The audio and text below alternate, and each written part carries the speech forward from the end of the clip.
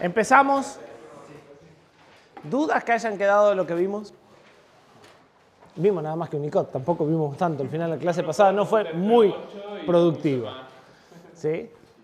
Bien, empezamos el tema que sigue. Yo sospecho que lo vamos a terminar hoy. Y sigue. No entiende nada, si está... No tengo claro qué es lo que le molesta. Si terminamos el tema como hoy, como sospecho hoy, es probable que la semana que viene no tengamos clase, porque no tiene sentido avanzar. O sea, sí van a tener práctica, pero recién van a tener práctica el tema que terminamos el lunes pasado. No tiene sentido que yo siga avanzando en teoría y ya ni se acuerdan de qué estábamos hablando cuando llegue a la práctica. ¿Sí? Entonces, si no terminamos hoy, seguimos el lunes, pero si terminamos hoy, yo les confirmo oficialmente por Discord, pero casi seguro que no vamos a tener clase ni el lunes ni el miércoles.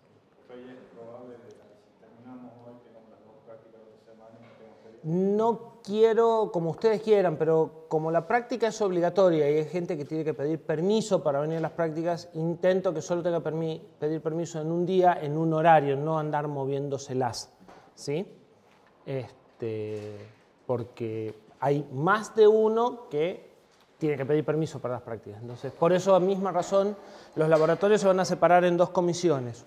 Una de las comisiones va a ser en los mismos horarios de práctica y le vamos a dar prioridad a la gente que tiene problemas. Y la otra comisión sí va a usar un horario de teoría, ¿sí? Pero entonces alguien puede decir yo necesito los lunes de 4 a 6 o de 2 a 4 y nada más, ¿sí? Y el resto lo sigue por la grabación o lo que haga falta. Así que intentaría no mover las prácticas. Total, igual vamos a terminar temprano. Así que, ¿qué vamos a ver? Algo ya vimos a nivel pantallazo muy cortito en el tema anterior. Transmisión serial asincrónica, ¿sí?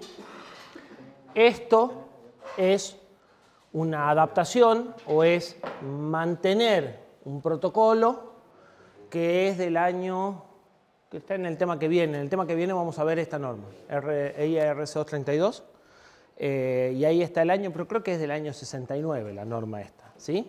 O sea, el diseño del protocolo es de hace como 40, 50 años.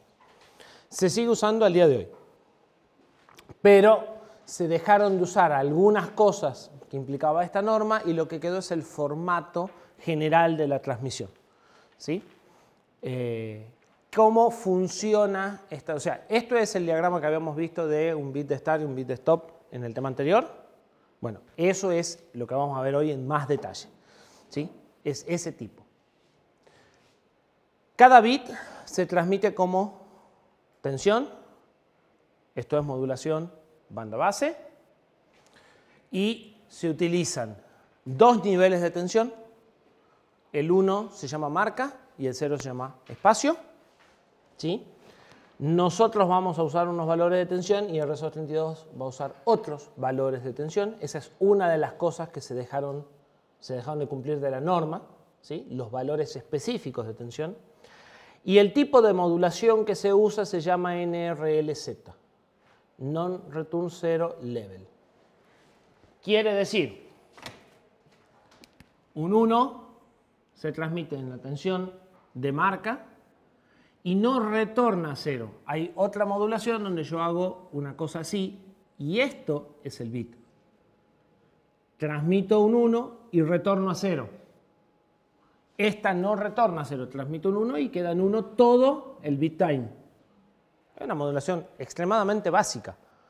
Si tengo que mandar un 1, pongo la tensión de marca durante todo el bit time. Y si tengo que mandar un 0, pongo la tensión de 0 de espacio durante todo el bit time. Esa codificación, los unos van en una tensión, los ceros van en otra tensión y no hay cambios durante todo el bit time, se llama NRLZ, ¿sí? Formalmente. No hay movimientos a cero, se mantengo el nivel constante y el bit está codificado por el nivel, ¿sí? Vamos a ver más adelante en algunas otras normas que hay codificaciones por flancos. Un bit 1 es un flanco descendente en el medio del bit time y un 0 es un flanco ascendente en el medio del bit time. ¿sí? Entonces hay otras normas que hacen un 1 se transmite así y un 0 se transmite así. Entonces hay un retorno a 0 en el medio del bit time, ¿sí? Esto es lo más básico y elemental que se nos podría ocurrir, ¿sí? En general, los microcontroladores traen hardware específico para implementar estos módulos de comunicaciones y suelen traer entre 2 y 4 o 5 módulos de comunicaciones de estos. Ustedes podrán estar teniendo 3 o 4 comunicaciones simultáneas de este tipo con distintos dispositivos.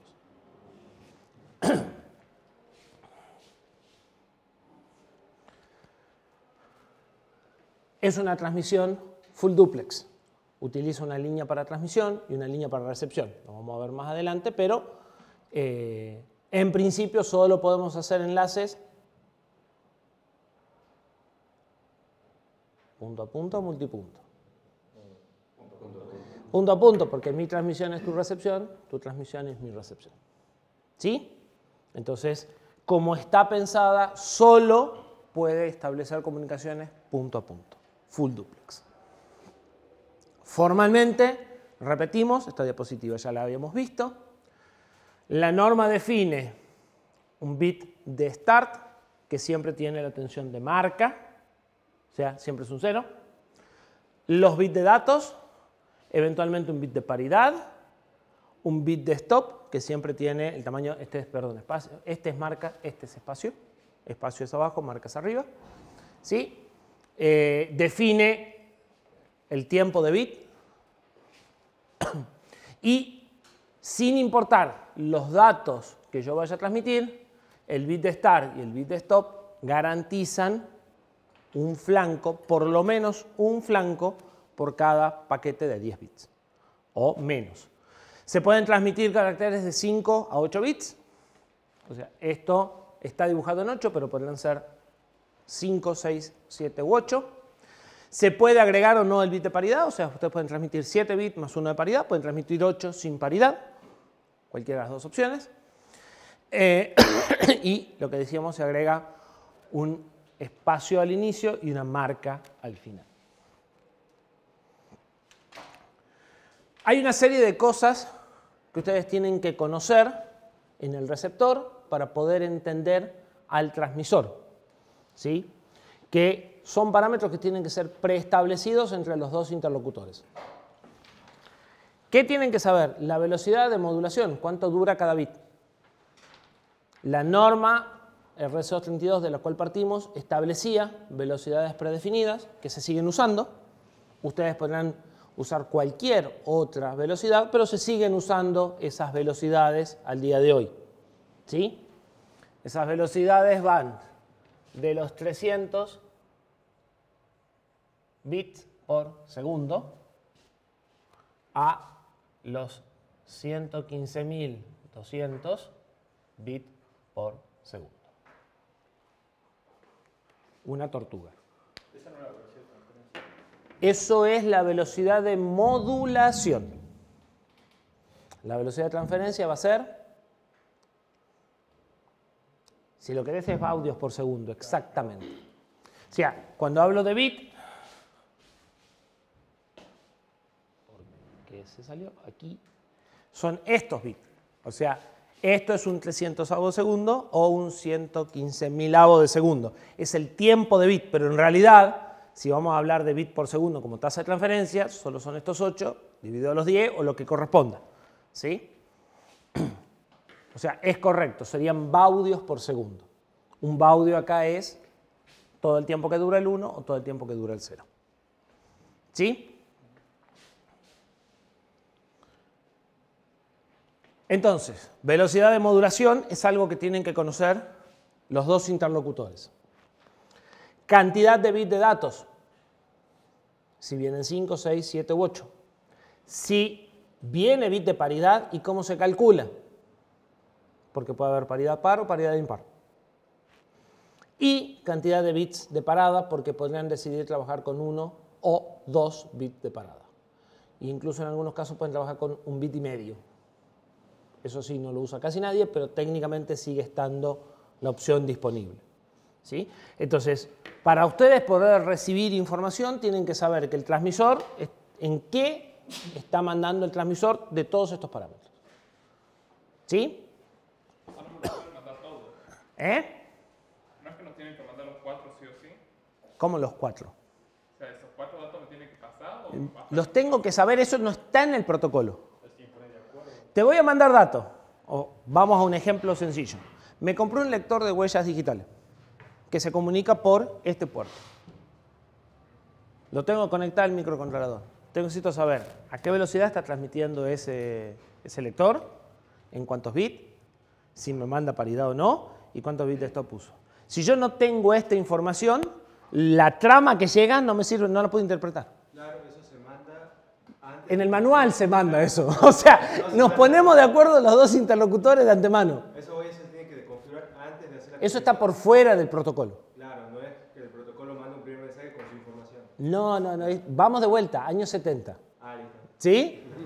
300 bits por segundo, de los cuales, en el mejor de los casos, el 80% son datos. ¿Tienes acá cuántos bytes por segundo te refiere eso? Byte por segundo, no kilobyte. ¿Sí? Esto es lo más rápido que uno llega. Y estos son 2K por segundo. O sea, ¿sí? De hecho, se sigue usando, pero cada vez se usa menos porque sus tasas de transferencia son muy bajas. Creo que la CIA, por ejemplo, puede subir hasta 1.400.000 baudios, pero sigue siendo un desastre. ¿Sí? Comparado con muchos otros protocolos más nuevos, sigue siendo muy lento. ¿Qué ventaja tiene? Es muy fácil y es terriblemente conocido y ampliamente difundido. ¿Sí? Con el tiempo que lleva, hay muchísimos periféricos que trabajan de esa forma. Y es muy fácil de conectar hoy en día y muy fácil de usar. Hay otros protocolos que son más complejos. Paridad. ¿Qué pasa con la paridad? Tenemos 5 opciones. No calculo ni mando bit de paridad. Mando los datos y punto. En general, hoy es lo más habitual. Calculo paridad par. Si calculo paridad par, agrego un 1 o un 0 para que la cantidad total de unos en el mensaje sea un número par. Entonces, cuando transmito el 41, como ya tengo dos unos, el bit de paridad es 0. Cuando transmito el 42, sigue siendo 0. Y cuando transmito el 43, agrego un 1 más para que de vuelta sean 4 unos. ¿Sí? Eso me va a permitir detectar alteraciones de un bit. No corregirlas. Voy a saber que hubo un bit que cambió, no voy a saber cuál. ¿Sí? Bien, eso es paridad par. Paridad impar hace lo mismo, pero mantiene el número impar. O sea, siempre trabajamos con los unos, pero la cantidad total de unos es impar.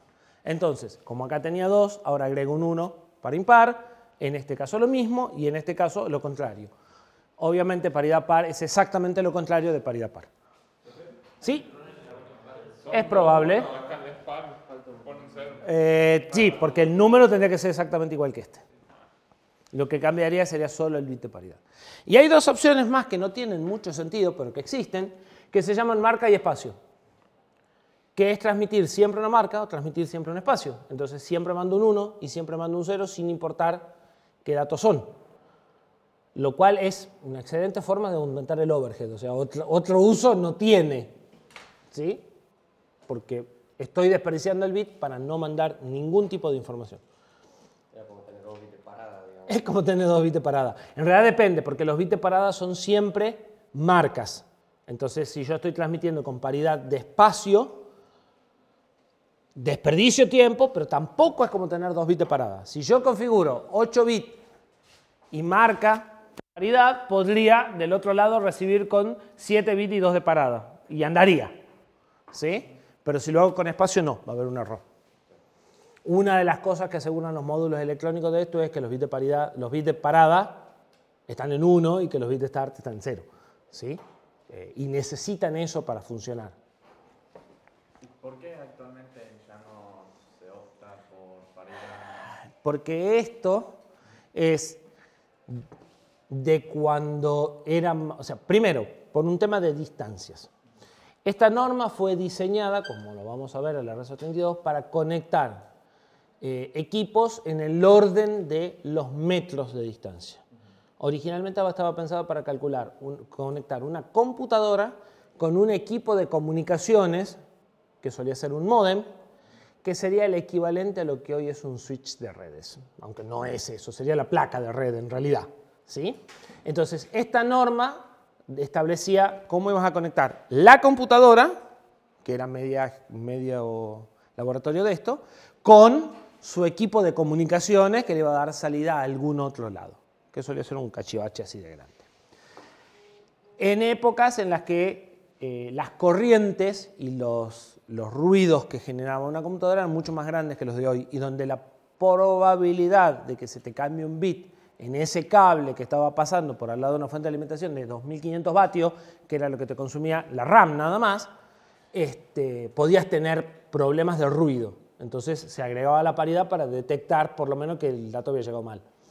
Hoy estas normas se suelen usar en el orden de los 10 centímetros adentro de una placa. O sea, esta norma es lo que te permite conectar, por ejemplo, un microcontrolador con un GPS que están en el mismo board. O sea, nuestras distancias pasaron a ser 10 centímetros. ¿Sí? En ambientes muy controlados, en placas que de última blindás. Y, de nuevo, en el momento que se diseñó la norma, transferir no a 115, 200, a 9600, que era lo más que transmitían, es como hoy transmitir a 10 megas. Entonces, los problemas electrónicos para reconstruir la señal y todo ese tipo de cosas eran mucho más difíciles de tratar que hoy. Hoy son triviales. ¿Sí? Hoy las tasas de transferencia son tan bajas que es muy fácil garantizar que esto tiene un 0% de error. O sea, la tasa de error, la probabilidad de que se te altere un bit es tan baja en el uso que le das habitualmente que no tiene sentido desperdiciar un bit de paridad. ¿Sí? Pero cuando esto se creó, no. Entonces, cuando se creó era importante poder detectarlo, por lo menos. Vos podías decidir qué querías hacer. ¿Sí? Entonces, es una de las cosas que siguen por compatibilidad, pero que en realidad no vas a encontrar nada nuevo que utilice paridad, casi seguro. Parámetros de la comunicación, acabamos de mencionar algunos. TB es la duración de un bit o de un baudio, porque en principio transmitimos un bit por baudio, más allá del desperdicio. ¿Sí? Entonces, TB es la duración del bit o del baudio, en este caso coinciden. N bits es la cantidad de bits en el carácter de datos y NC es la cantidad total. El overhead va a ser este sobre este, el rendimiento, perdón, y la duración del carácter va a ser NC por TB. Eso es lo que va a demorar en transferir un carácter de datos. ¿Sí? Esto es un protocolo orientado a caracteres, o sea, es un protocolo que transfiere 5, 6 o 7 bits, o 8, depende de la codificación que usen. En definitiva, Baudot era de 5, hay alguna de 6 dando vueltas, ASCII es de 7, o un ASCII extendido es de 8, y ahí se acaba. ¿Sí? Está muy vinculado a cosas como el ASCII. Pueden hacer transferencias binarias, pero en paquetitos de 8 bits. O sea, que se puede usar el 38. Se puede usar cualquier cosa, porque vos podés mandar datos binarios. O sea, el protocolo es transparente en el sentido que vos le das 8 bits de cualquier cosa y te llegan los mismos 8 bits del otro lado. Pero lo tenés que paquetizar en grupos de 8. O sea, si vos tenés un UTF-32, lo vas a tener que partir en 4 bytes y mandarlos de a 1. La transferencia se arma en torno a paquetes de 8 bits. Punto. ¿Sí? ¿Por qué? Porque está de la mano con el ASCII. En realidad es transparente. Vos metés 8 bits acá y te salen 8 bits idénticos del otro lado. No hay ninguna interpretación de qué son esos bits. Pero sí como que las transferencias están orientadas a grupos de no más de 8 bits. ¿Sí? Tendría que fragmentar todo en bytes, meterlo y sacarlo del otro lado y reensamblarlo. Exactamente. ¿Sí? Entonces es bastante habitual también encontrar protocolos orientados a carácter, o sea que todo lo que va y viene son caracteres, porque calza bastante bien acá, es fácil, y de momento te quedan texto legible. La mayor ventaja de este protocolo es que es fácil. Y por si todavía no lo aprendieron, el hecho de que sea fácil es una ventaja. ¿Sí? Es algo muy simple. La velocidad de modulación que habíamos definido es 1 sobre el tiempo de bit. La cantidad de caracteres por segundo es 1 sobre el tiempo de carácter. Y la tasa de transferencia la pueden calcular de varias formas, pero es la cantidad de datos, de bit de datos, sobre la cantidad de bit total por la velocidad de modulación. Entonces, no vamos a tener 300 bits de datos por segundo, sino que vamos a tener un valor menor a eso. En general, el 80%, 8 sobre 10. ¿Sí? Pero podrá ser peor. ¿Profe? ¿Sí? ¿Puedo poner una diapositiva atrás? Sí. ¿Qué busca? ¿Que falta el NC? Me lo mandas después. ¿A quién le estás tomando el pelo? No, es que no llegué a copiar, entonces por ahí copié. Y pero si le ve de la diapositiva, o sea... Si después me sale quiz, lo tengo acá anotado para la diapositiva. Pero no, lo voy a tomar hoy, quiz de lo que les di hoy. Les voy a tomar en la próxima clase quiz de lo que di hoy. No soy tan malo de tomar lo que acabo de dar. Lo que espero es que lo lean para la próxima. TCP/IP es eso, le aviso. No, TCP/IP no hace... Ah, bueno, sí, eso a ver si no están muy dormidos. Bueno, todavía no. Mientras contesten y respondan, no. Cuando los empiecen a escuchar roncar, se va a hacer lo mismo. Bien. Sincronización de relojes. Les dije que en toda lo que es transmisión de datos vamos a andar pateando el problema de sincronizar receptor con transmisor. Ya sabemos que el modulador inserta un bit de espacio al inicio y uno al final para generar un flanco al inicio de cada carácter como mínimo. ¿Sí? Y eso es la información que vamos a usar para desmodular. Para terminar de entender esto, hay un dato importante que hace falta, que cuando yo no estoy transmitiendo nada, el canal permanece siempre en marca, o sea, en 1. ¿Sí? Entonces, el canal está en 1, baja a 0 para el bit de start y vienen los datos y seguro tengo un 1 al final. Eso quiere decir que no importa si yo estoy transmitiendo, o sea, si yo estoy inactivo y empiezo a transmitir, o si acabo de transmitir un carácter y sigue otro a continuación, siempre hay por lo menos esto.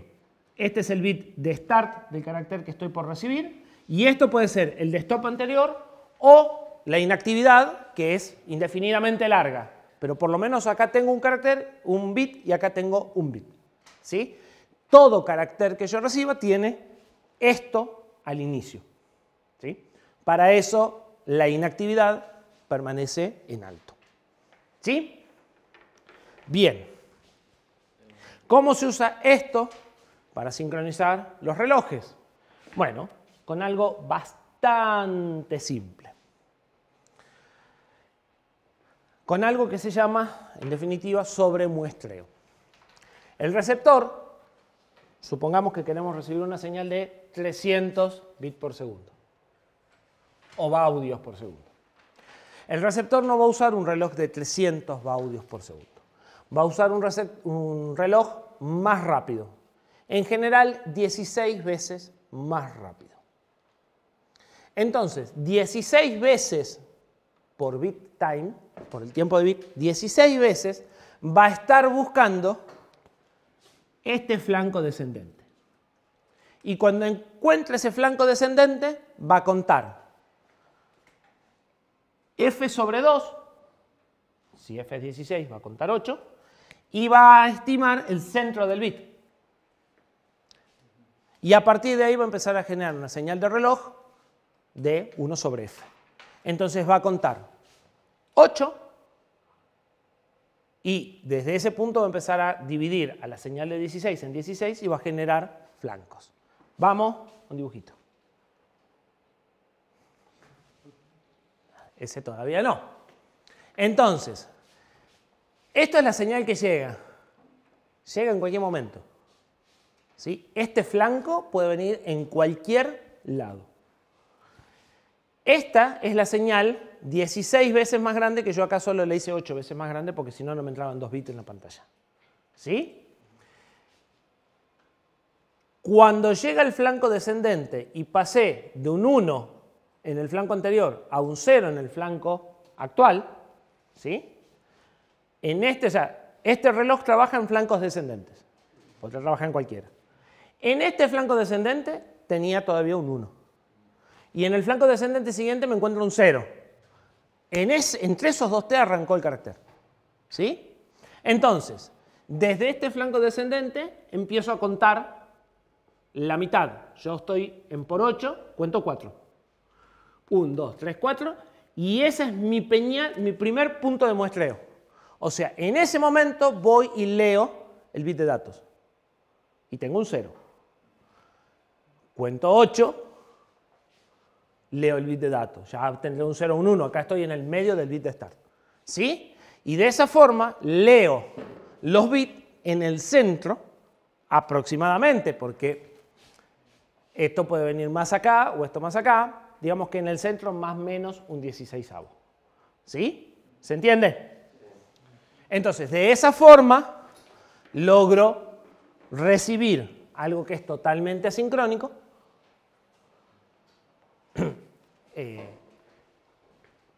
usando un clock más alto para buscar el evento.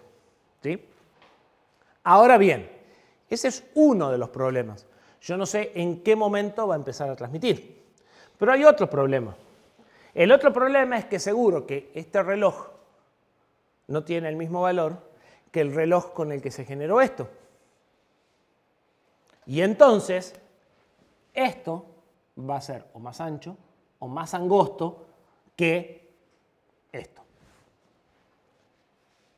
Seguro estos flancos se me van a ir corriendo. Acá el flanco justo le dio en el medio, que lo dibujé así.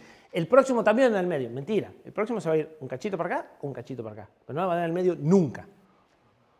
Entonces, ¿qué sucede? Estos que están con las líneas de puntos son los puntos de muestreo del receptor. Ese es el lugar en donde él lee la señal de datos. Esto sería lo ideal. Siempre le invoco al medio de cada bit. Más allá de que acá hay un 16avo que se puede haber corrido, ¿no? Pero vamos todos al mismo tiempo. Esto no existe. O existe esto o existe esto. ¿Qué sucede acá? El bit, este tiempo, es más corto que este. Entonces, acá estaba en medio. Acá estoy un poquito antes. Acá estoy un poquito antes. Acá estoy un poquito antes. Y cada vez estoy más antes. Y ya acá no lo leo en el medio. Y son nada más que 8 bits. ¿Sí? Ya me estoy cayendo. Hasta acá anda. Pero, ¿qué pasa en este? Este es más largo. Cada vez, es más largo el tiempo todavía. Entonces, hasta acá venía leyendo y acá ya estoy leyendo un bit que no es. O sea, esto lo debería de leer del otro lado de la línea punto y este lo debería de leer del otro lado de la línea punto. Se estiró demasiado. Más de mi tolerancia. ¿Sí? Conclusión. Los relojes pueden tener una diferencia de hasta un cierto porcentaje. ¿Qué porcentaje?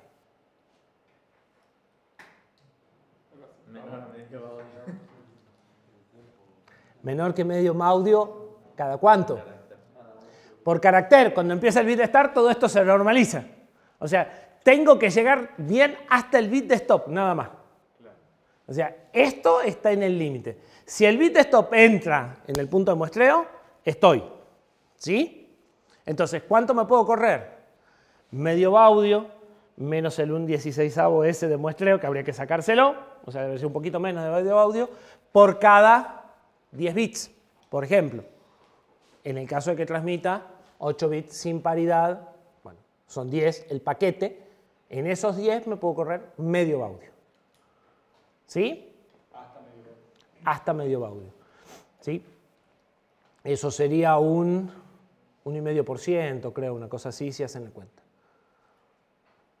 O un 5%. Sí, pues son 10 bits Un baudio sería un 10% del tiempo total, medio baudio es un 5%. Con relojes que estén dentro del 5% de error el transmisor y el receptor, esto anda. Fuera de eso, no anda. ¿Sí? No pierdan de vista que el receptor está adivinando. O sea, el receptor vio este flanco y empieza a muestrear. Y si esto coincide o no coincide, no lo sabe. Lo único que puede hacer es, si este bit que muestrea no está en 1, te dice, mira, algo no anda bien, porque el último tiene que ser un 1 y acá llegó un 0. Así que seguro hay un problema. Que no sé, pero algo no está bien. Pero es lo único que puede hacer. Si le invocamos justo un 1 en ese bit, pasa. ¿Sí? Bien. Sí. Pero el reloj no sería con la sincronización de los relojes. No hay sincronización de relojes. No, pero así asincrónicamente no se volvería a reiniciar. Sí, por eso es que podés pifiarle hasta medio baudio por cada 10 bits. En este flanco, que es el próximo carácter, te volvés a acomodar. ¿Sí? Pero sí se vuelve a sincronizar si hay una subida y bajada. No. La detección esta solo se hace en el bit de start. O sea, esto se hace en el bit de start y de ahí cuenta 4, 8 por la cantidad de bits que les dijiste, se fija que eso sea un 1 y recién empieza el proceso. No resincroniza en bits internos. ¿Sí? Eso podría mejorar muchas cosas. Bueno, no. Estamos en el año 70. Por eso necesitas saber la cantidad de bits que se transmiten. Por eso necesitas saber la cantidad de bits que se transmiten, entre otras cosas.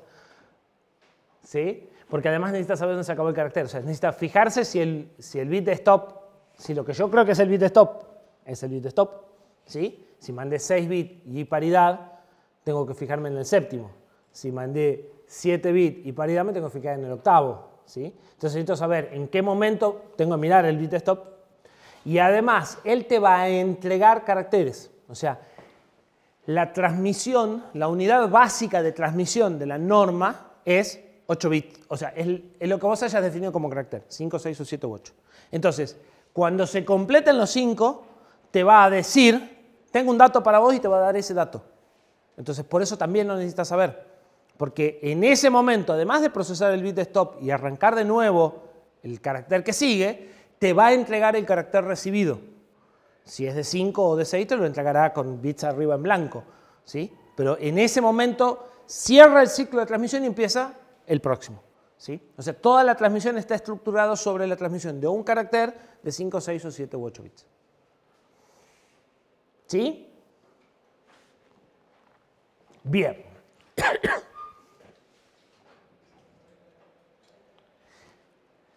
Ahora, eso está muy lindo hasta que ponemos un cable al medio.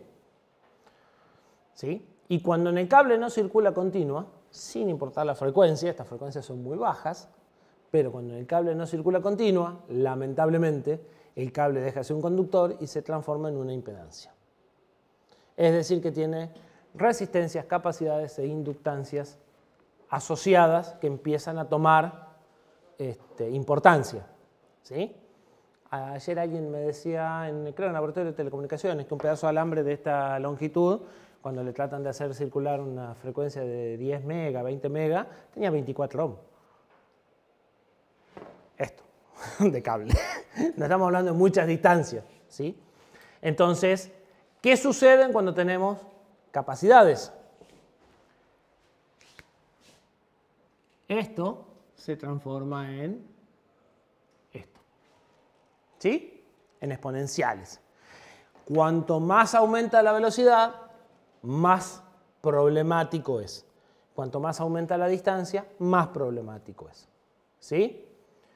No es un factor demasiado grave adentro de una placa hoy, pero sí es un factor más grave si queremos irnos distancias más grandes. ¿Qué pasa entonces con esto? Esto, que es nuestro paquete ideal, pasa por cosas como esta. Y lo que recibo acá, que es lo que recibe el receptor después de haber pasado por el cable, empieza a convertirse en cosas como esta. estas esquinas se empiezan a convertir en exponenciales. Cuando mandamos 2 kbps, o sea, 2000 baudios por segundo, la deformación es poquita. Pero cuando metemos 115, 200, el cuadrado desapareció. Y todavía está el problema del clock, ¿no? Ahora el clock encima tampoco le va a invocar acá. Le dará por acá, por acá, por acá. ¿Sí? No entramos en eso. El ruido es una cosa que hace así. Encima. O sea, agarró un chiquito de 5 años así, eso va para arriba. ¿Sí? Por supuesto, depende de la amplitud. ¿Sí? A ver, la norma de RSO 32 desde la que nosotros partíamos, esto tenía 12 volt de amplitud. ¿Para qué? Para que el ruido de un volt tenga poca importancia. Hoy esto lo estamos trabajando en 3,3. ¿Por qué? Porque estamos a 10 centímetros. No estamos a los 10 metros de cable que soportaban la norma original. ¿Sí? Y porque tenemos mejor posibilidades de reconstruir señales. ¿Qué se hace para resolver esto? ¿Alguien sabe? ¿Cómo volvemos esto a esto? O algo parecido. Con un... El monostable es un oscilador. El monostable va a ser esto. Sí, pero el filtro es muy genérico. Es algo que hicieron. Sí, ¿qué es? ¿Saben?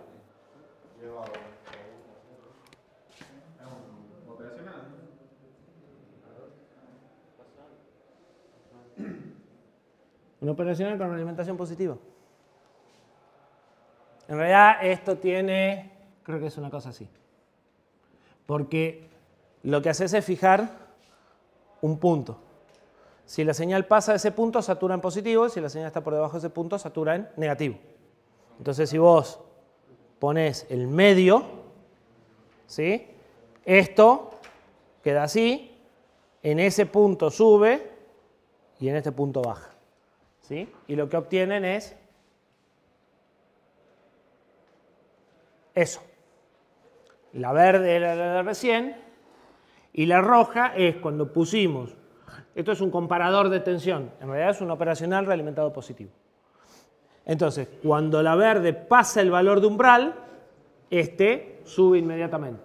Y cuando baja, corta inmediatamente. Igual no sigue siendo muy ideal eso. Tiene error. ¿Por qué? Porque no sigue siendo cuadrado igual. Sí. Si le pones justo el centro de tensión, sigue siendo una cuadrada. Se corrió, pero no te importa. Si tiene ruido, ¿qué pasa? ¿Se acuerdan algo de electrónica? Pero también había un limitador para reducir el problema del ruido. Eso era. No.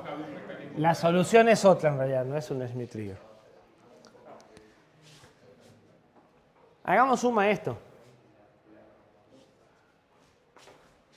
Esta curva, en realidad, es así, porque tiene ruido. Si esto es mi nivel, ¿qué voy a obtener?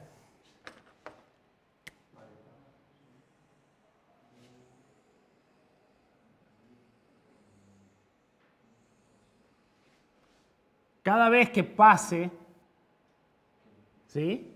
En realidad es acá, el primero. Viene así. Como acá la señal pasó el nivel, sube. Como acá vuelve a bajar, baja. Vuelve a subir y recién se queda. Y si el ruido es más grande, estos van a ser varios flancos. Y esos flancos me van a traer unos cuantos dolores de cabeza. Entonces, ¿qué se hace? Más fácil. Histéresis. En lugar de tener un punto de cambio, se fijan 2 puntos de cambio. Cuando voy para arriba uso este. Cuando voy para abajo uso este. ¿sí? Y genera una banda. Pero, miren lo que pasa cuando usamos una banda. Nuestros pulsos cuadrados se convirtieron en panzones. ¿Sí? Un par de kilos en la transmisión. Pero ojo que esto era un 1 y esto era un 0. En nuestro caso. No es una señal de clock donde nos interesan los flancos. Nos interesa muestrearla al medio. Miren lo que va a pasar cuando muestre acá. ¿Sí? Entonces voy a necesitar un poco más de procesamiento o de inteligencia para reconstruir la señal. No va a ser tan trivial si empiezo a meter cables importantes. ¿Sí? Esto es con dos valores más o menos típicos que se usan en compuertas, 0,8 y 2,7. O sea, cuando paso de 0,8 ya tomo un 1 y de ahí tengo que, perdón, cuando paso de 2,7 tomo un 1 y de ahí tengo que caer hasta 0,8 para volver a tomar un 0. Si encojo esto, ¿qué pasa? El pulso se hace más cuadrado, pero esto es mi banda de ruido, o sea, esto es el ruido que yo puedo tolerar. Si eso se acerca, mayor nivel de ruido me empieza a causar problemas. Si eso se agranda, la señal se me deforma demasiado. ¿Sí? Entonces, en el caso de este protocolo no está pensado para inyectarle grandes señales, a pesar de que el RS-232 original le podían meter 100, 200 metros de cable y andaba, ¿no? Pero andaba a 9600 baudios, 19200 como mucho. Si quieren transferir a 115, 200, entonces 200 metros de cable no va a andar así. ¿Sí? Hay otros protocolos que dejan de ser sensibles a estas deformaciones, por ejemplo, por eso transmiten la información por flancos.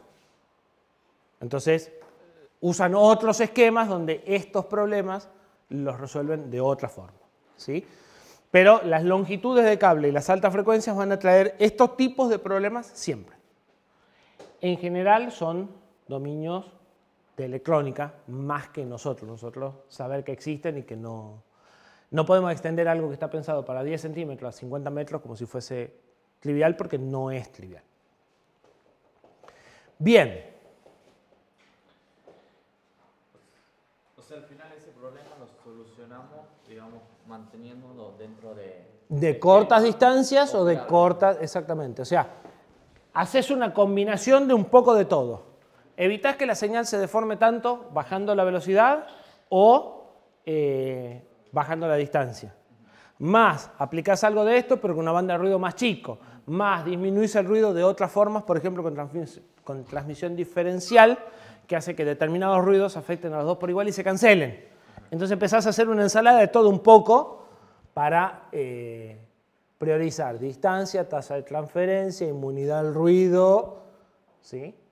O complejidad, porque hay cosas que pueden transmitir rápido, a grandes distancias, a altas velocidades, pero bueno, por eso un módulo Wi-Fi tiene un costo totalmente distinto de un módulo SSI. Un módulo SSI de un microcontrolador debe costar 3 centavos de dólar a nivel costo y un módulo Wi-Fi cuesta $1. ¿Sí? Porque bueno, lo paga con complejidad, resuelve, le gana en velocidad, le gana en tasa de transferencia, le gana en distancia, es más complejo. ¿Sí? Esto es lo más básico que podemos tener en comunicación. O sea, cierto sentido es previo a lo que ustedes entienden por computadora. ¿Sí? Algunas de estas cosas provienen de unos aparatos que ustedes no conocieron, que yo casi tampoco conocí, yo era muy chiquito cuando eso existía, que se llamaban telex. Los telex eran como el chat de ustedes de WhatsApp, nada más que era una máquina de escribir con una impresora, donde mi máquina de escribir estaba conectada a la impresora de Buenos Aires y la máquina de escribir de Buenos Aires estaba conectada a mi impresora. ¿Sí? Esas cosas usaban Baudot, esas cosas se escribían los mensajes en cinta de papel, estoy hablando de años 70, 80, 90. ¿Sí? Ustedes son muy chicos, pero en el año 85, ustedes no levantaban el teléfono, discaban a Buenos Aires y hablaban a Buenos Aires, ¿no? Les cuento. Para hablar a Buenos Aires había que llamar a una operadora y con suerte, mañana o pasado podían hablar con Buenos Aires. porque no existía lo que se llama discado directo nacional, mucho menos internacional, donde ustedes levantaban el tubo, discaban en Buenos Aires y hablaban con Buenos Aires. Eso sin contar de que en 1985 el 10% de la población de Tucumán tenía teléfono. No porque la gente no quisiera tenerlo, porque no había. ¿Sí? Son cosas de esa época. Sí. Bien. Pero algunas las seguimos usando al día de hoy. Bien.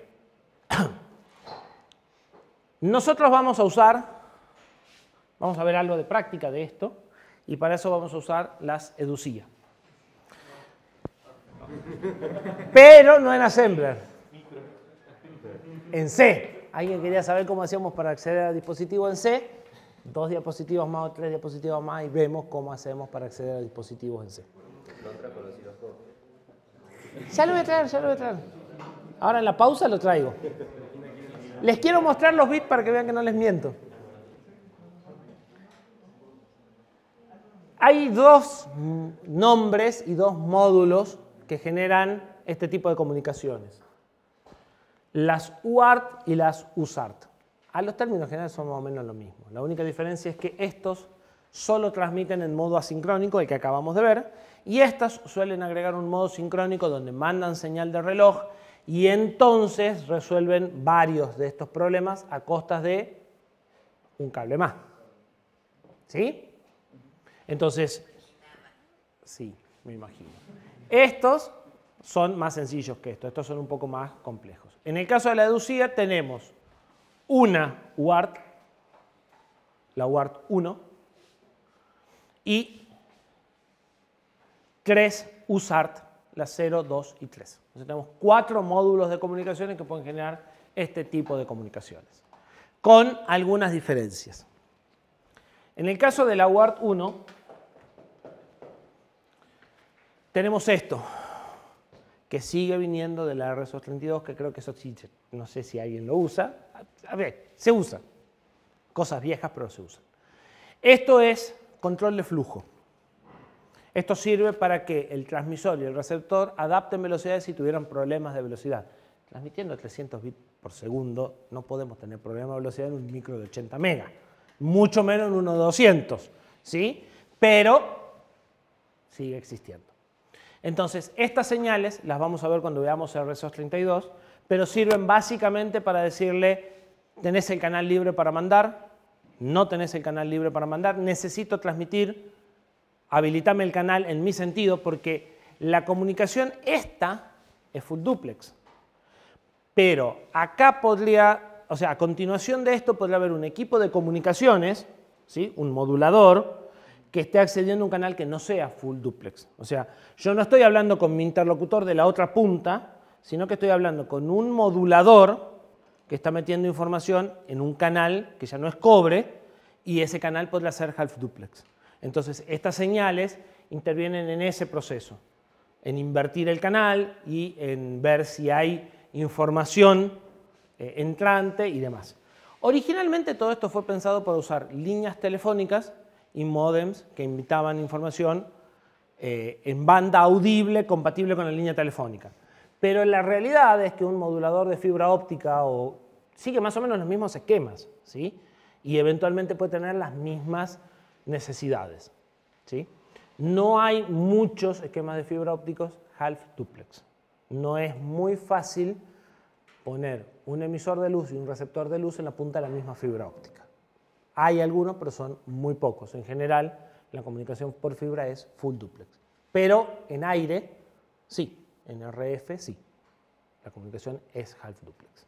¿Sí? Entonces, la esencia de cómo se usa esto sigue estando vigente. En general, lo que vamos a tener conectado por estos módulos al día de hoy van a ser directamente mi destinatario. Se va a tener conectado fuente con destino casi sin nada al medio.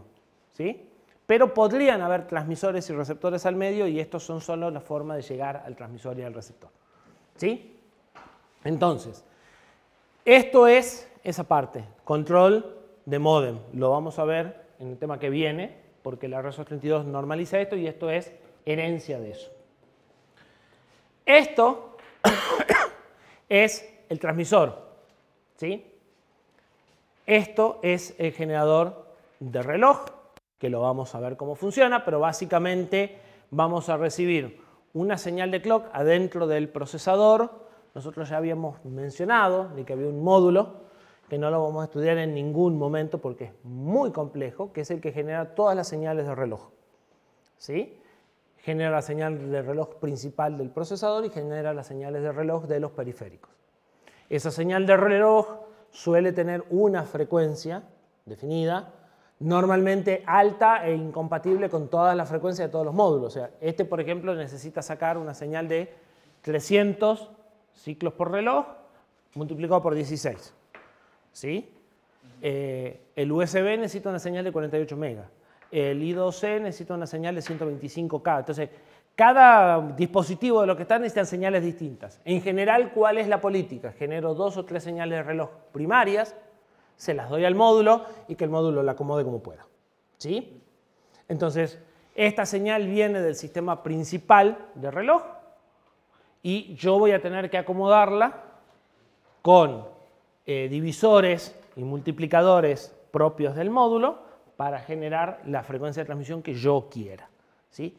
Es una de las cosas un poquito más complejas de calcular, es una división, no es mucho más que eso, pero cuesta un poquito entenderlo a veces. El transmisor básicamente es un registro de desplazamiento. Ustedes guardan los datos en un shift register y el shift register lo va sacando por el punto serial con el reloj generado por esto, ¿sí? Más un bit adelante y un bit atrás que le agrega el hardware del registro de desplazamiento, pero es eso.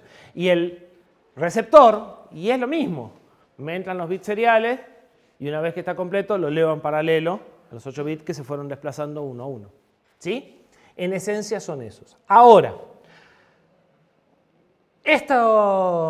los módulos de UART que tenemos en este microprocesador, como este microcontrolador es de gama alta, o sea, es un bicho grande, tiene módulos de transmisión complejos. ¿En qué sentido? En el sentido de que puedo hacer algunas cosas desatendidas, o sea, puedo disminuir el impacto de la transmisión en el software.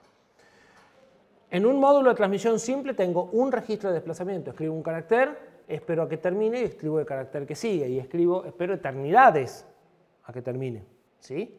Así que muchas veces voy a trabajar por interrupciones, porque si estoy en 300 bits por segundo, voy a sacar 30 caracteres por segundo.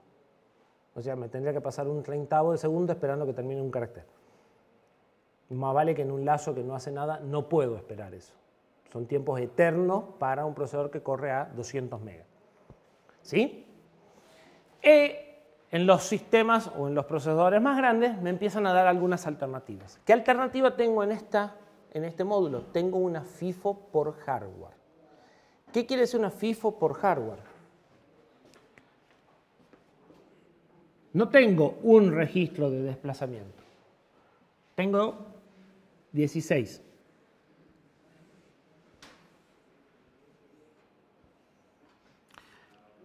Pero yo solo veo uno. Yo escribo un dato acá y automáticamente el registro que veo para escribir es el que sigue. Entonces, yo puedo escribir hasta 16, ¿sí? Voy a llenar una cola de 16 interna que tiene acá, ¿sí? Tiene una memoria de 16, me va a recibir 1, 2, 3, 4, 5, 6, 10, 15, 16, me va a decir, pará, estoy lleno. Y dentro de ya directamente 3 segundos voy a volver a darle 16. ¿Sí? Lo puedo hacer en transmisión, lo puedo hacer en recepción. Yo decido, puedo mandar de 1, puedo mandar de hasta 16. ¿Para qué? Para disminuir el overhead a nivel software. Y de la misma forma también tengo DMA. Entonces, ¿qué puedo hacer? Le puedo decir a la DMA, cuando se acaben esos 16, andé a sacarlos de memoria y transferíselos directamente. ¿Sí? Procesadores más sencillos no tienen esas cosas, solo tienen el registro y los tengo que ir mandando de a uno y recibiendo de a uno. En este puedo elegir, puedo mandar de a uno como si fuera un procesador sencillo o puedo hacer uso de esos esquemas un poquito más complejos que me permitieran aumentar la tasa de transferencia o transferir más cosas sin sentir el impacto a nivel software de estar por detrás.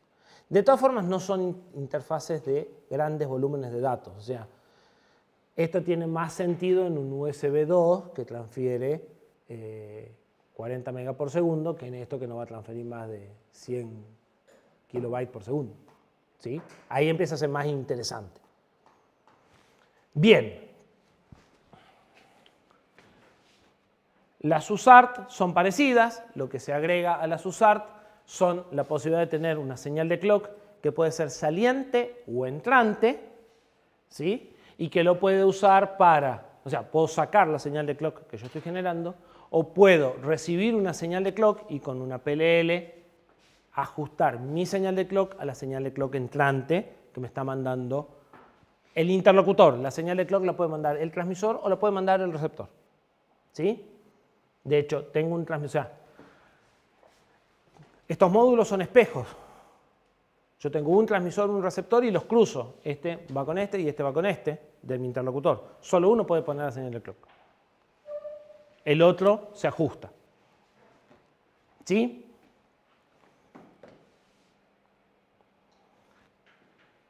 Pines, terminales. Esos son los terminales de las UART que van a encontrar sin tener en cuenta la parte de control de flujo. Es sencillo. TX es el terminal por el que salen los datos seriales. RX es el terminal por el que entran los datos seriales. La conexión se hace cruzando TX de uno con RX del otro y al revés. DIR se utiliza cuando estamos en un canal, o sea, de nuevo, cuando no tengo TX con RX se acabó, sino que hay algo al medio y ese algo es semiduplex.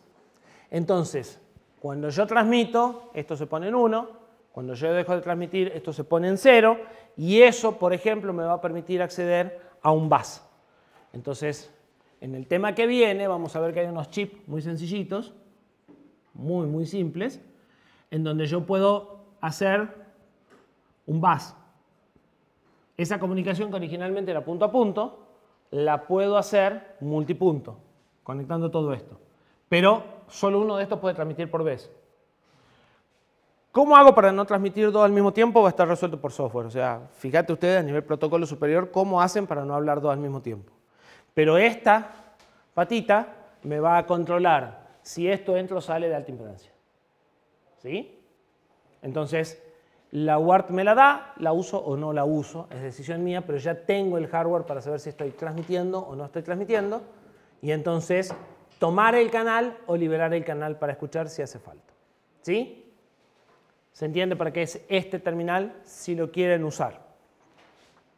Este terminal es la entrada y salida de clock. Y este terminal existe en una sola de las UART y es el clock por 16 que se usa internamente que sale por un terminal. Ese clock por 16 es para facilitar la implementación de algo que ya creo que tampoco se usa, que se llama IRDA. IRDA era un protocolo de transferencia por infrarrojos, normalizado. Entonces, antes de que existiera el Wi-Fi, antes de que existiera el Bluetooth, la forma de enviar algo de, digamos que algo parecido a un celular a una computadora, era IRDA. ¿Sí? Ese protocolo, como transmite con luz, no usa esta codificación porque esto es una luz prendida, esto es una luz apagada y es muy difícil de detectar. Entonces, los unos se transmiten como un pulsito y los ceros se transmiten como un pulsito distinto y estos son 3/16avos del tiempo de bit. Entonces, sacar la señal de clock de 16 viene fantástico para generar esto muy fácil. ¿Sí? O sea, cuentan 3 y el resto y prenden el LED infrarrojo y lo apagan en los tiempos que corresponden. ¿Eso tiene algo que ver con lo que se usaba antes para pasarse canciones con los celulares? ¿Es eso? Es eso. Pero pasar una canción por ahí puede demorar 10 minutos, 15, ¿no? O sea, esto tiene una tasa de transferencia de... Pásame el Dragon Ball Rap. A ver, el último celular que yo recuerdo que tenía IRDA era un Symbian N60, no sé.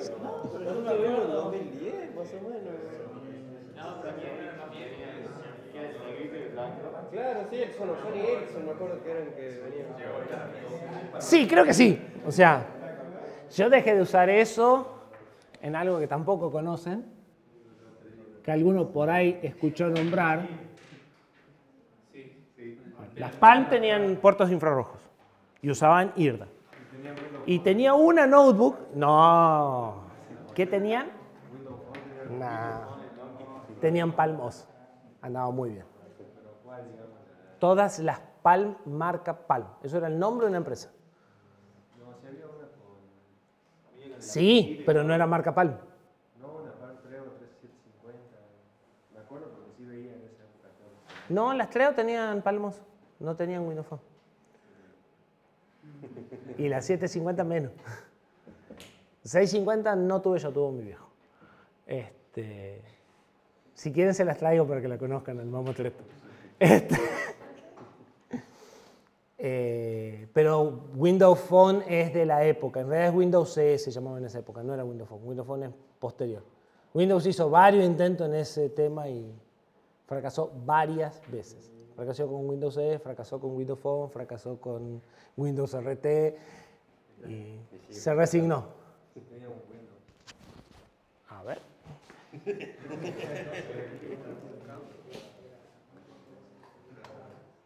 Puede ser. Era de las últimas, creo que salió. Las últimas tenían otro sistema operativo que también fracasó, que está dando vuelta. Palm es el ejemplo de hacer las cosas mal.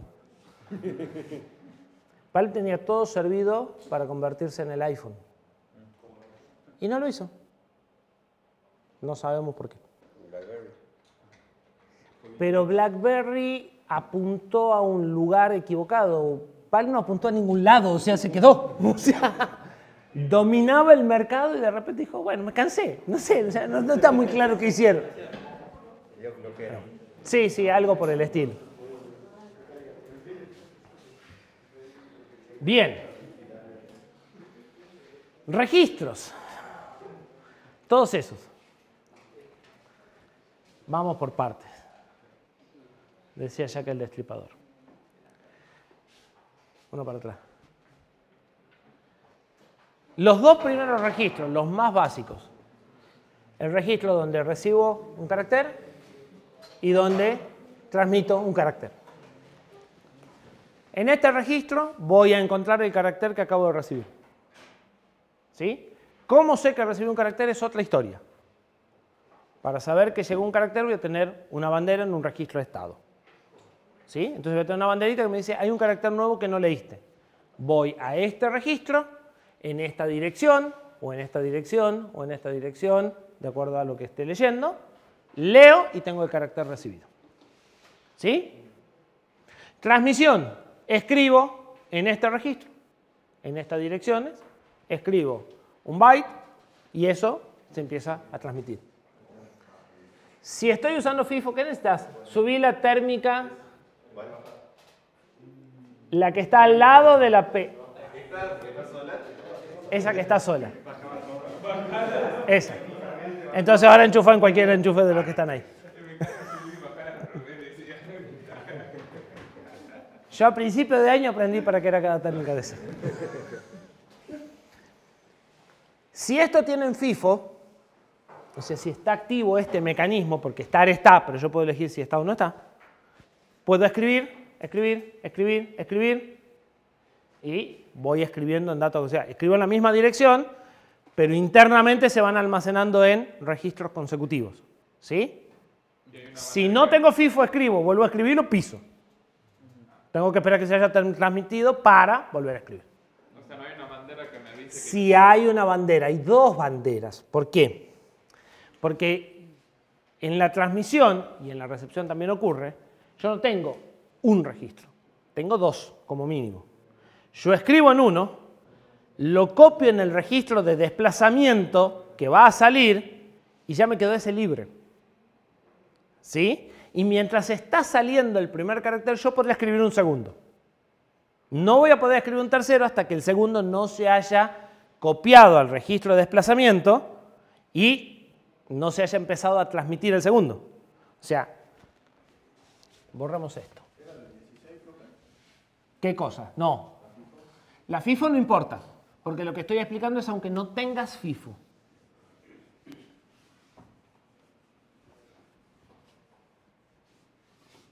en lo más básico que vos encuentres, igual va a pasar esto. Vamos a grabar el pizarrón, que me dijeron que no se ve.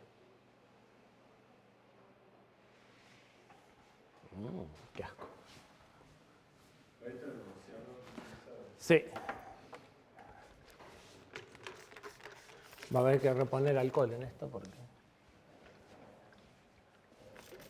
lo que pasa es que al principio ensucias peor, después recién empezás a limpiar y esto ya no da más.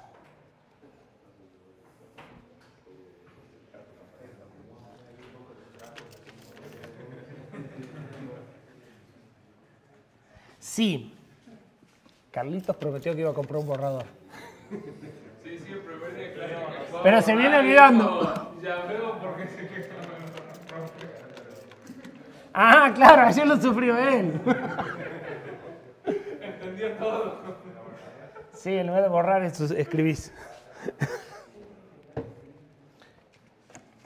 Vos normalmente tenés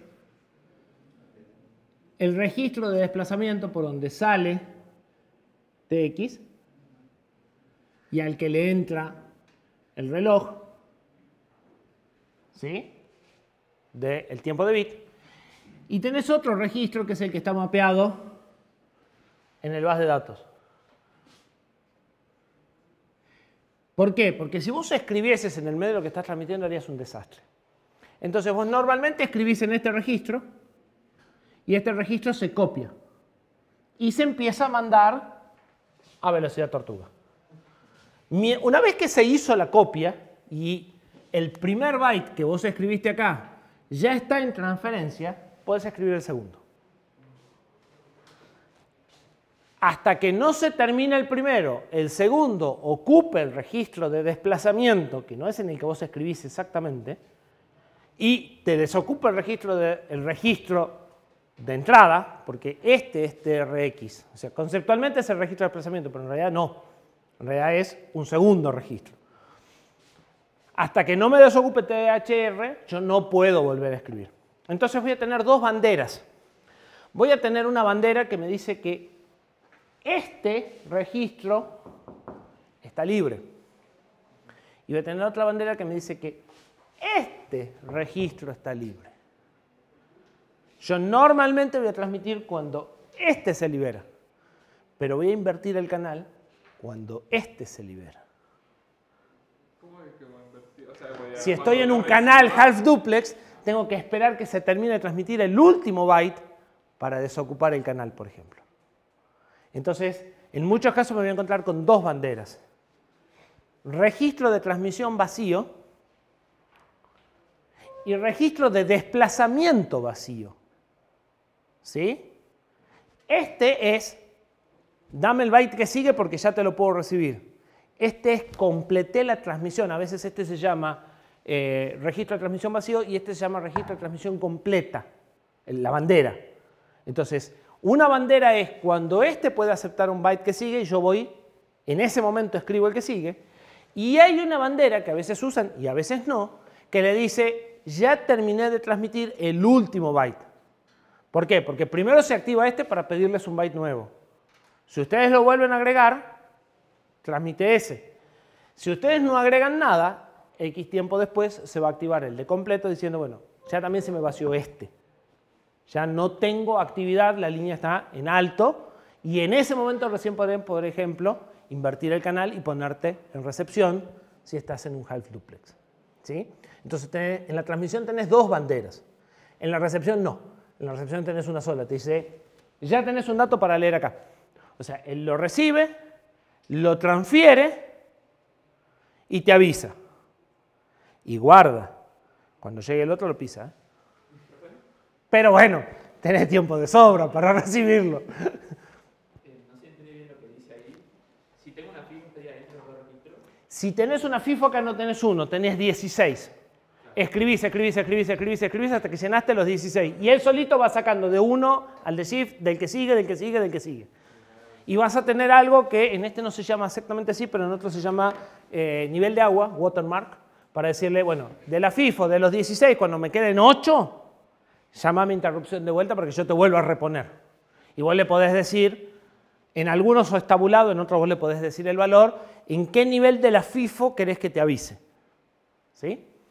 Profe, no entendí la utilidad de semidúplex. O sea, ¿se invierte después? No, simplemente te dice, yo ya terminé de transmitir todo lo que me habías dado.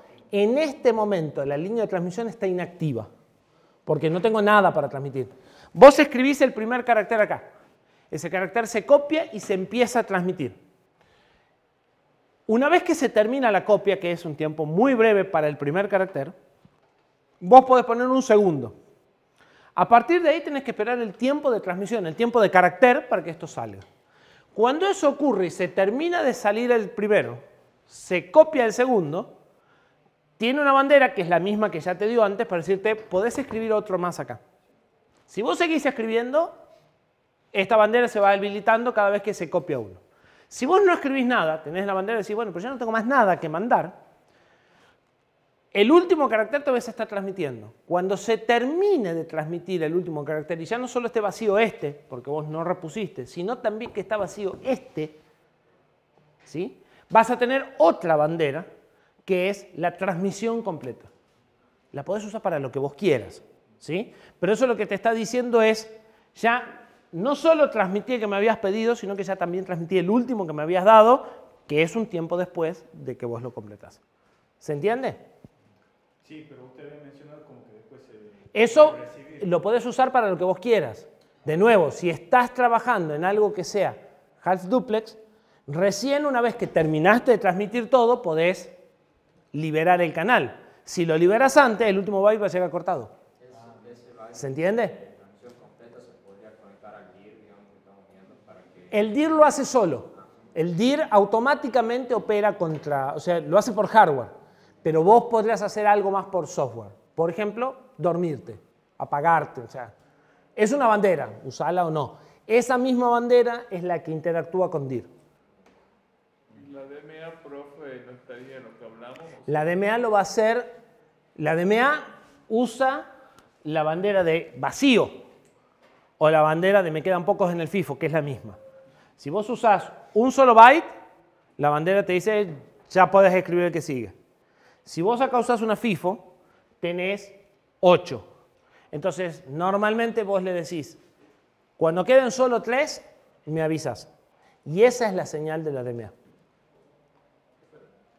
¿La bandera de fin de transmisión se activa automáticamente cuando se vacían los registros?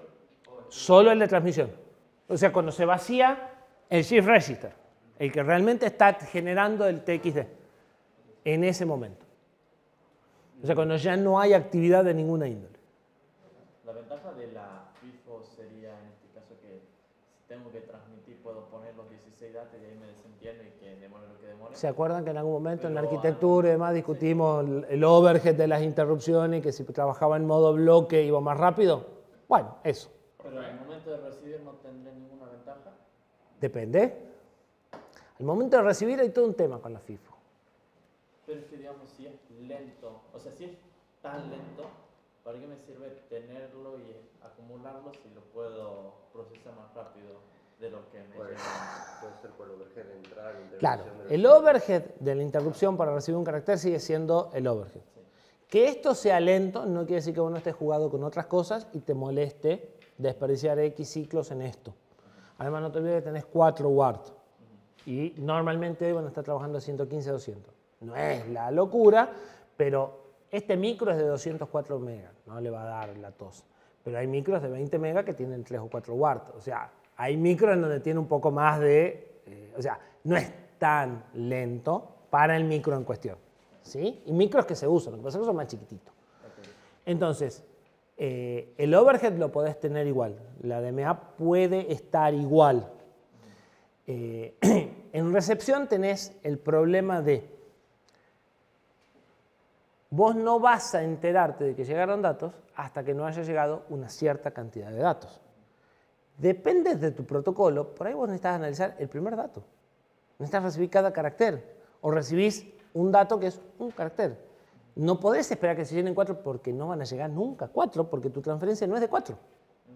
Entonces, la FIFO en el RX tiene un poco menos de utilidad. Tiene utilidad en el sentido de que si vos te demorás porque como esto no es prioritario, estabas haciendo algo más importante y te pasaste el tiempo de un carácter y no lo perdiste. Porque de vuelta, la recepción, llegó el carácter, lo copió. Sigue llegando otro, en cuanto termine lo pisa. Bueno, si tenés una FIFO no lo pisa. Tenés dos y vas y sacás dos juntos. Si se te amontonaron, podés decirle no me avises hasta que lleguen 4, pero tenés un protocolo que sabés que siempre vienen cosas de 4, entonces ahí sí, hasta que no esté armado el paquete de 4, no me avises. Pero tiene menos utilidad. La única utilidad es decir, te podés demorar, no te preocupes tanto por el tiempo entre caracteres. Si te demoras con... O sea, dale la menor prioridad posible a la interrupción y mandar igual porque te pueden amontonar hasta 8. Entonces, no pasa nada. ¿Sí? En recepción suele ser ese más el uso de la FIFO. Es decir, bueno, si te demoras, te los doy igual, no se pierden. No solés esperar a amontonar caracteres. En cambio, en la transmisión es más habitual que sí, metas 8 juntos y después esperes a que bajen a 2 y vuelvas a meter 6 juntos más. ¿Sí? Entonces, como que le des bastante y se quede tranquilo y no moleste. En recepción no es normalmente ese el uso. ¿Sí? Para la transmisión, si tengo DMA, no podría directamente decir a la DMA, quiero que me transmitas estos 200 bytes y que la DMA sola vaya ¿Sí? cargando solita el FIFO. Sí, no es que sí lo podrás, es que es lo que haces. Ahí ya no tenés ni interrupción. O sea, ahí lo que hace es, como la DMA también tiene no overhead, seguimos en la misma. Es menor el overhead de la DMA, para vos como profesor no importa, pero él tiene tiempos para robarte el bus y tiempo para devolvértelo. Le conviene trabajar en modo bloque y no en modo byte. Entonces, de nuevo, transfiere de 6 o de 8 en lugar de a 1, pero hace eso. O sea, cuando vos transferís en DMA, vos preparás en memoria el bloque completo, le apuntás la DMA acá al inicio, le decís la cantidad y vas a tener interrupción recibo y se transmitió todo. Ya no importa la FIFO. La FIFO solo sirve para que en lugar de pasar de A1, pases de A4 a 5 y los tiempos de captura y devolución del bus por la DMA lo sientas menos, nada más. Pero hace eso. ¿Se podría usar la FIFO, la DMA por separado o las dos cosas juntas? ¿O la DMA va a usar siempre? En este no estoy 100% seguro, pero creo que cuando pones la DMA también usa la FIFO. Bien, pero ¿puedo usar la FIFO sin usar la DMA? Sí, siempre. Siempre. Lo mismo que podés usar las banderas sin usar interrupción. En ese caso, Vos podés ir a ver las banderas por software. todo el procesamiento lo haría el CPU, digamos. Claro. Es lo normal en estos módulos, ¿no? Es muy raro que este módulo use DMA, o sea, le sobraba, te diría, por eso pusieron DMA en este módulo. Hay otros módulos que sí justifican la DMA. Nosotros en un trabajo de graduación de un osciloscopio digital, no sé si les suena, se usaba la DMA, no, ustedes no eran los del proyecto del osciloscopio, es del año anterior el parcial. Se usaba la DMA porque queríamos sacar por el USB a máxima tasa de transferencia y ya ahí sí se sentía, porque transfiera 48 megabits por segundo. Entonces ya era un impacto importante. Y además había que atender el conversor AD que estaba produciendo el mismo volumen de información y además había que procesar la información que llegaba del AD, había que hacer un trabajo para decidir en qué momento se iban a empezar a transmitir.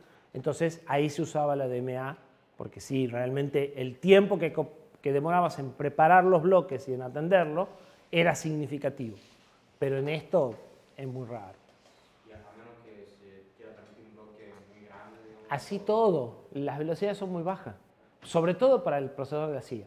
De nuevo, hay procesadores o sea, ustedes hoy, si se fijan en el poncho, que no lo van a usar ahora el poncho, tiene un procesador chiquitito del lado de abajo. Ese procesador es un procesador que corre a 20 megas. Entonces, en un procesador que corre a 20 megas, manejar 3 puertos seriales de esto puede tener impacto a 115-200.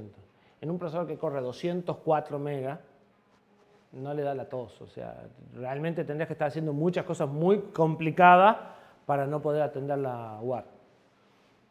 ¿Sí? O sea, es una relación entre la tasa de transferencia y la velocidad de ejecución del procesador lo que te determina si te sirve la DMA o si es un chiche que realmente no suma mucho. Claro, ahí sí es una ayuda muy grande, pero si vos vas 1000 veces más grande, no implica mucha ventaja. Puede tener ventaja en otras cosas, puede tener ventaja si tenés tiempos críticos en otra cosa que tenés que hacer y no querés perder tiempo con esta, ¿sí?